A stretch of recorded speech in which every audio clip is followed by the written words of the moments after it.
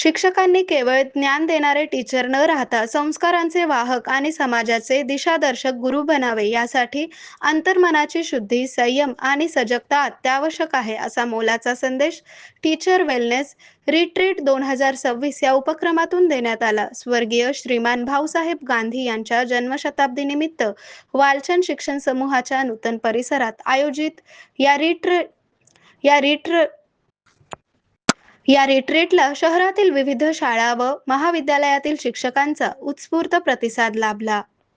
सध्याच्या शिक्षण पद्धतीवर भाष्य करताना शिक्षकांनी केवळ अध्यापनापुरते मर्यादित न राहता विद्यार्थ्यांच्या व्यक्तिमत्व विकासात सक्रिय भूमिका घ्यावी, असे आवाहन करण्यात आले.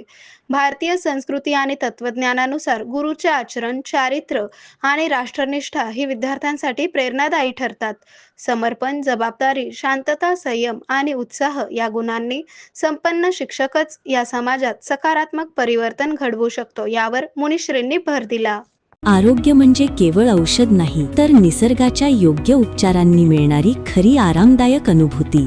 सोलापूरमध्ये निसर्गोपचाराचं विश्वासाचं नाव लिमये निसर्गोपचार केंद्र.